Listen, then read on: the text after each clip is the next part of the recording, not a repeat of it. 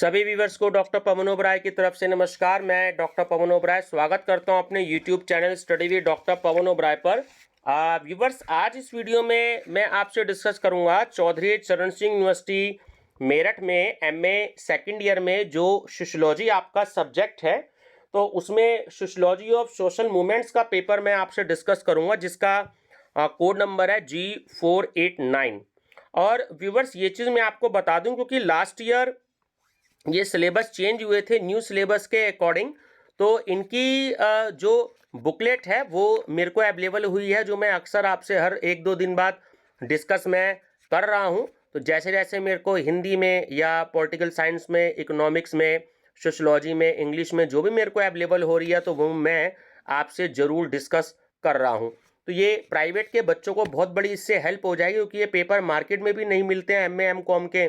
तो उसमें आपको एक हेल्प हो जाएगी कि लास्ट ईयर जो न्यू सिलेबस के अकॉर्डिंग आपका जो क्वेश्चन पेपर हुआ था वो किस तरह का हुआ था, दूसरा किस टाइप पे क्वेश्चन आए थे, दूसरा जो इंग्लिश मीडियम के स्टूडेंट्स हैं, खासकर जो एमए प्राइवेट कर रहे हैं, उनको मार्केट में थोड़ा सा मैटर नहीं मिल पाता है प्राइवेट वालों के लिए, तो उनको बहुत बड़ी हेल्प हो जाएगी कि 100 क्वेश्चंस उनको पूरे मिल जाएंगे। और 7 सब्जेक्ट हैं तो लगभग 700 क्वेश्चंस हो गए उनके। और तीसरा, अगर आप टीजीटी, पीजीटी और एनटीए नेट की भी अगर तैयारी कर रहे हैं तो उसके लिए ये बुकलेट आपको बहुत ज़्यादा हेल्प करेगी। ठीक है व्यूवर्स, आप पीडीएफ भी इसके आप चाहें तो मेरे व्हाट्सएप नंबर पे जो डिस्क्रिप्शन बॉक्स में दे रखा है, तो आप सीधा केवल मैसेज दें, आपको 10 रुपये में एक बुकलेट आपके पीडीएफ नंबर में भेज दी जाएगी। 7 सब्जेक्ट हैं तो 70 रुपये अगर आप भेजेंगे तो उस पर आपको 7 पेपर की पीडीएफ भेज दी जाएगी उस नंबर पर। ठीक है, तो चलिए डिस्कस करते हैं। ये बुकलेट सीरीज जो है एस मेरे को अवेलेबल हुई है सीसीएस यूनिवर्सिटी मेरठ की, ये मैं आपसे डिस्कस करूंगा। निशान मैंने जो है लगा दिए हैं टिक पर, हिंदी इंग्लिश दोनों मीडियम में, और इसी वजह से लगाता हूं मैं निशान, ताकि जो बच्चे पीडीएफ फाइल एग्जाम्स के दिनों में मुझसे परचेज करते हैं तो उनको जो है लास्ट का पेज ना देखना पड़े, क्योंकि ये बुकलेट जो है आपकी 28 पेज की है। तो अगर आप अपने लैपटॉप पे या मोबाइल पे देखते हैं तो आपको 29वां पेज बार बार ना देखना पड़े आंसर शीट के लिए, तो इसलिए मैं निशान साथ के साथ ही लगा देता हूं। तो चलिए हम डिस्कस करते हैं क्वेश्चन पेपर ही कैसा ये क्वेश्चन पेपर आपका आया था। सब्जेक्ट का नाम है सोशियोलॉजी ऑफ सोशल मूवमेंट्स, है ना, जो सोशियोलॉजी का पेपर है। नंबर फर्स्ट क्वेश्चन है कि प्रोटेस्ट मूवमेंट्स इन 2 इंडियन स्टेट्स नामक पुस्तक किसके द्वारा लिखी गई है? ये लिखी घनश्याम शाह ने। सोशल मूवमेंट्स इन इंडिया पुस्तक के लेखक कौन हैं? तो वो हैं आपके M.S.A. Rao. Peasant struggles in India पुस्तक के लेखक कौन हैं? तो वो हैं A.R. Desai. Tribal movement in India नामक पुस्तक के लेखक कौन हैं? तो वो हैं K.S. Singh. Peasant movements in India 1920-1950 M, ये दोनों बुक में अंतर है। ठीक है, तो उसके लेखक कौन है? तो वो है D.N. धनागरे। चलिए नेक्स्ट है, ये मैं आपको स्टूडेंट्स बता दूं कि कम से कम 10-12 क्वेश्चन आपको इन बुक्स के आएंगे और आपको ऑथर्स बताने जरूर होंगे। एनटीए नेट के हिसाब से और टीजीटी पीजीटी के हिसाब से बहुत ही इंपॉर्टेंट है, इन्हें ध्यान रखिएगा। तो social movements in India a review of the literature नामक पुस्तक के लेखक कौन है? Ghanshyam Shah. Social movements and social transformation पुस्तक के लेखक कौन है? तो वो हैं M.S.A. राव। ठीक है, M.S.A.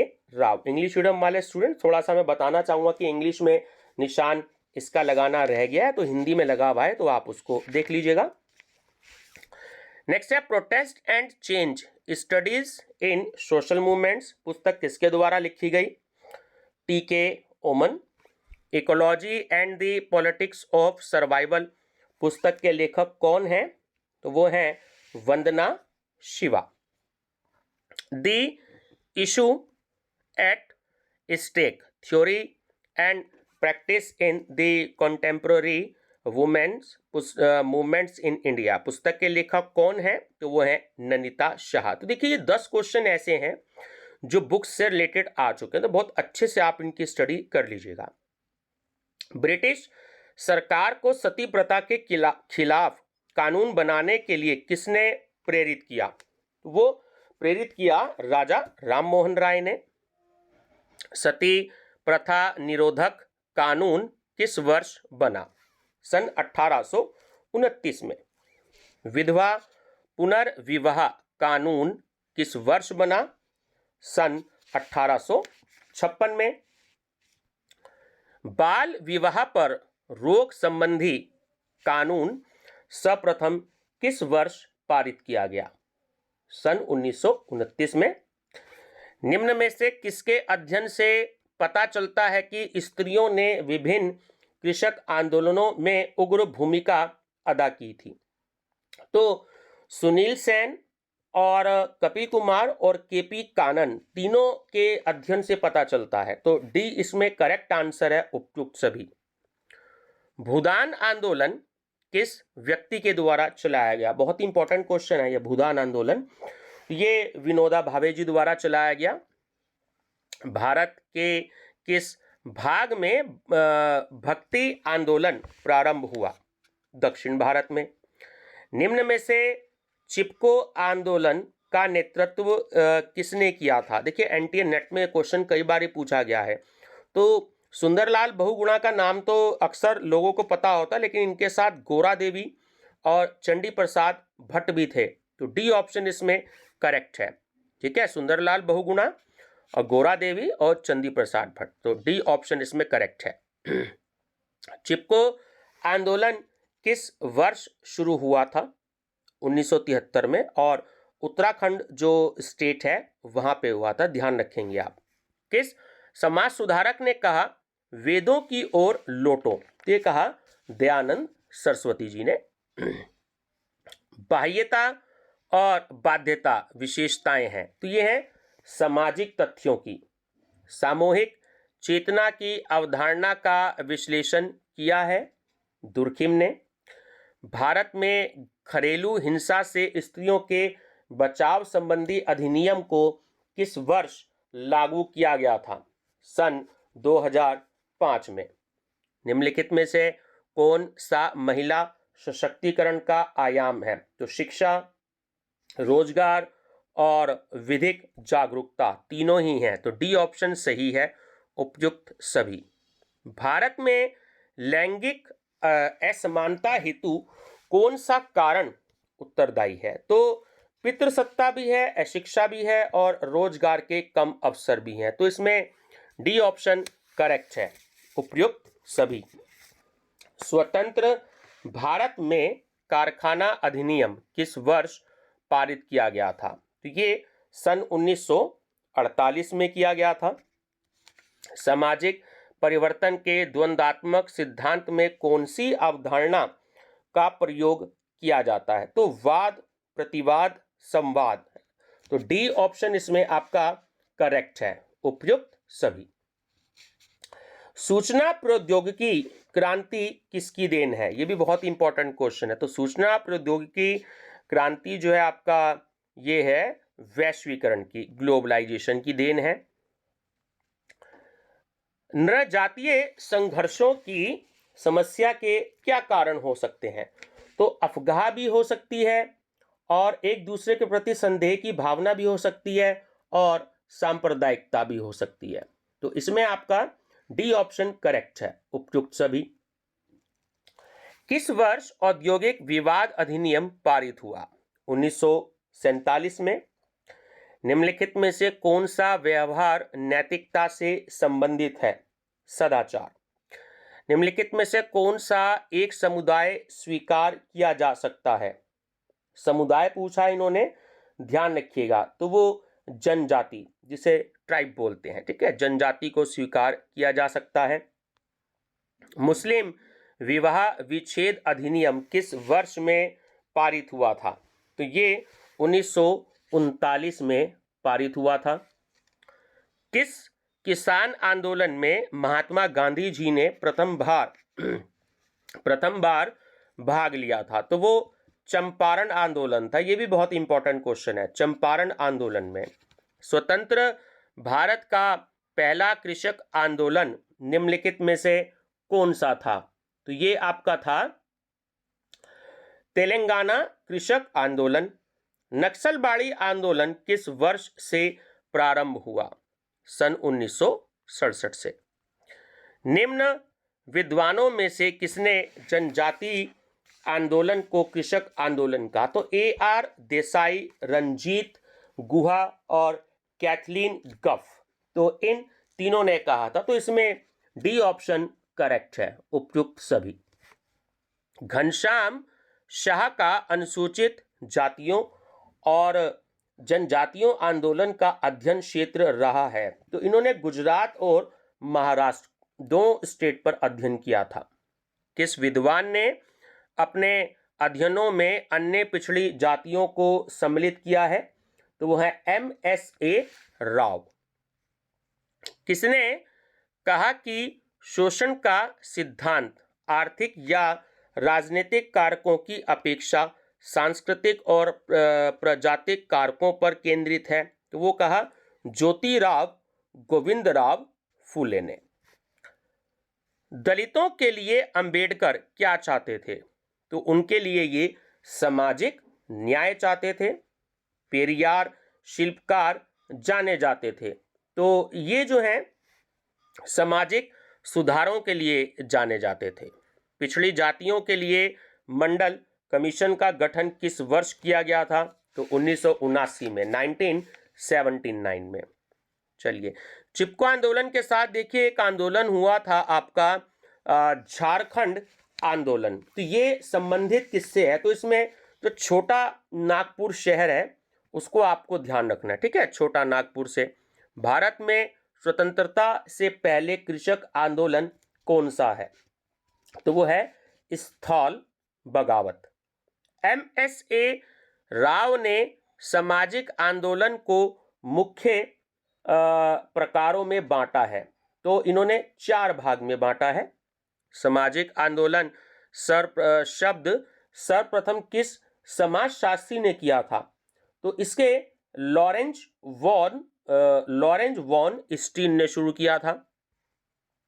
डेविड आवरली ने सामाजिक आंदोलन को कितने भागों में बांटा है? तो इन्होंने 4 भागों में बांटा है, ठीक है स्टूडेंट्स। ये जो आंसर की है ना, ये ध्यान रखना, ये आंसर की मैं CCS यूनिवर्सिटी मेरठ की ही मैं डिस्कस कर रहा हूं। तो जो CCS यूनिवर्सिटी मेरठ ने आंसर दिए हैं तो वही मैं आपसे भी डिस्कस कर रहा हूं, ठीक है।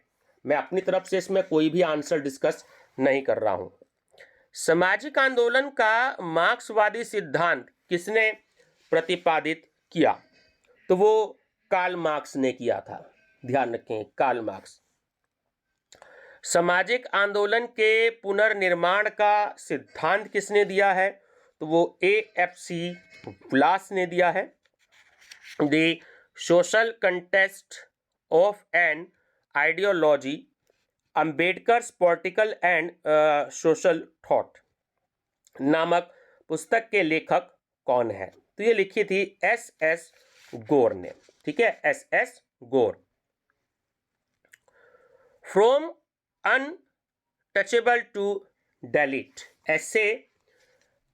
Essays on the Ambedkar movement नामक पुस्तक के लेखक कौन है?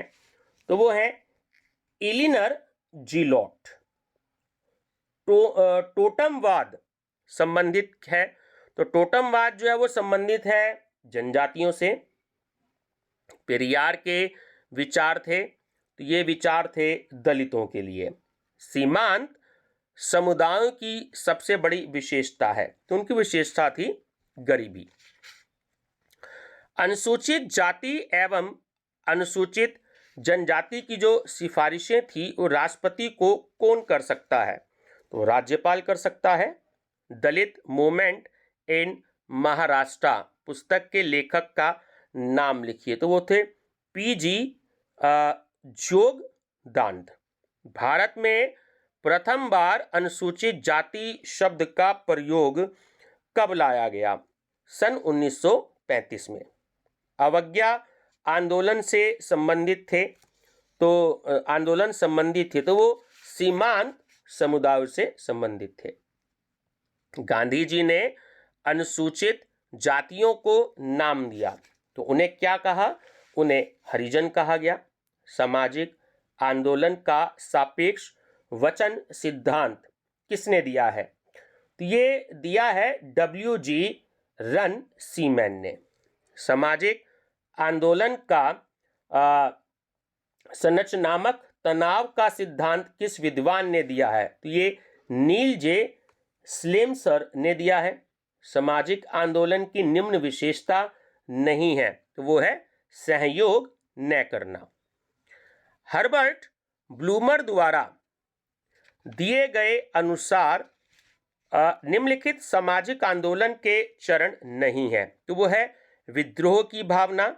भारत और पाकिस्तान का विभाजन किस प्रकार का आंदोलन था? तो एक देशांतर आंदोलन था, क्योंकि दोनों देश अलग अलग हो गए थे, तो इसलिए देशांतर आंदोलन हो गया। जो उधर के लोग थे पाकिस्तान के, वो भारत आना चाहते तो भारत रह गए, और जो भारत से पाकिस्तान जाना चाहते तो वहां चले गए। जिन्हें अपने अपने देशों में रहना था तो वो वहीं पे रह गए थे। हिप्पी आंदोलन उदाहरण है किसका? तो वो अभिव्यक्ति आंदोलन का उदाहरण है। कार्ल मार्क्स का साम्यवादी आंदोलन उदाहरण है, तो वो एक काल्पनिक आंदोलन का उदाहरण है। हिंदू विधवा पुनर्विवाह आंदोलन उदाहरण है, तो वो एक सुधार आंदोलन का उदाहरण है।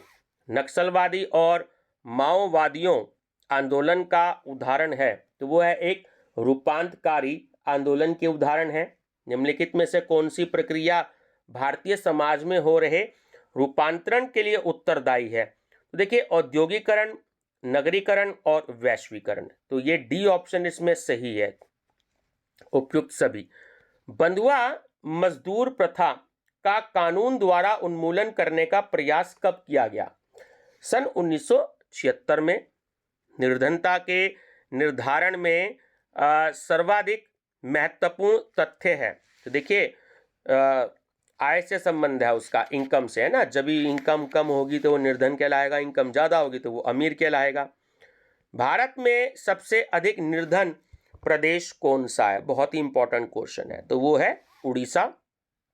निर्धनता के कारण होने वाले अपराध हैं, तो देखिए बाल अपराध भी होता है, जुआ खेलना भी होता है और वेश्यावृत्ति भी होता है, तो इसमें डी ऑप्शन सही है, उपयुक्त सभी। ज्योतिराव फुले ने निम्नलिखित में से किस राज्य में समाज सुधारक का कार्य किया? तो वो महाराष्ट्र में किया। स्वाभिमान आंदोलन के प्रणेता कौन थे? तो पेरियार थे। डॉक्टर भीमराव अंबेडकर थे, तो वो विधिवेत्ता थे ना, जिन्होंने हमारे संविधान की रचना की थी। अनुसूचित जातियों में सामाजिक चेतना जागृत करने के लिए कौन सा प्रयास किया गया है? तो सामूहिक भोज भी किया गया, सांस्कृतिक कार्यक्रम भी किए गए और राष्ट्रीय पर्वों को सामूहिक रूप से मनाना भी शामिल है, तो तीनों ही सही आंसर है। डी ऑप्शन करेक्ट है, उपयुक्त सभी। अस्पृश्यों के लिए सामाजिक निर्योग्यताएं रही हैं, तो सामाजिक संपर्क पर रोक भी रहा है। अस्पृश्यों के भीतर भी संस्तरण रहा है और सार्वजनिक वस्तुओं के उपयोग पर प्रतिबंध भी रहा है, तो डी ऑप्शन सही है, उपयुक्त सभी। जनजातियों के सामाजिक राजनीतिक आंदोलनों का अध्ययन किसने किया? तो महापात्रा और सच्चिदानंद, इन दोनों ने किया है, तो सी ऑप्शन करेक्ट है, उपयुक्त सभी। किसने कहा है कि सामाजिक आंदोलन को एक समाज अथवा समूह जिसका कि वह एक भाग है के अंतर्गत कुछ निरंतरता से परिवर्तन उत्पन्न करने या एक परिवर्तन को रोकने के लिए सामूहिक व्यवहार के रूप में परिभाषित करते हैं? तो ये कहा है टर्नर एवं किलियन ने। किसने परिभाषित किया कि सामाजिक आंदोलन समाज अथवा उसके सदस्यों में परिवर्तन लाने अथवा उसका विरोध करने का सामूहिक प्रयास है? ये कहा हॉर्टन एवं हंट ने। किसने कहा सामाजिक आंदोलन रूढ़ियों में परिवर्तन के लिए अधिक या कम मात्रा में चेतन रूप से किए गए प्रयास हैं? तो ये कहा मेरिल एवं एल्ड्रिज ने। किसने परिभाषित किया कि सामाजिक आंदोलन तब होता है जब एक बड़ी संख्या में व्यक्ति प्रचलित संस्कृति एवं सामाजिक व्यवस्था के किसी भाग को संशोधित करने अथवा उखाड़ फेंकने के लिए एक साथ संगठित होते हैं। तो ये कहा A.M. रोज ने। किसने परिभाषित किया कि सामाजिक आंदोलन जीवन की एक नई व्यवस्था को स्थापित करने के लिए सामूहिक प्रयास कहा जा सकता है। तो ये कहा हर्बर्ट ब्लूमर ने। किसने कहा कि हम एक सामाजिक आंदोलन को गत्यात्मक सामूहिक व्यवहार के एक स्वरूप के रूप में परिभाषित कर सकते हैं जो समय के साथ साथ धीरे धीरे एक संरचना विकसित कर लेता है और जिसका उद्देश्य सामाजिक व्यवस्था में आंशिक या पूर्ण संशोधन होता है। तो ये कहा है एंडरसन और पार्कर ने। देखिए 7-8 क्वेश्चन आपको ऐसी डेफिनेशन के मिलेंगे। किसने कहा है कि एक सामाजिक आंदोलन समाज के किसी भाग द्वारा समाज में आंशिक या पूर्ण परिवर्तन लाने के लिए किया जाने वाला संगठित प्रयत्न है। इसमें एक विचारधारा पर आधारित सामूहिक संगठन निहित होता है। तो ये कहा M.S.A. राव ने। M.S.A.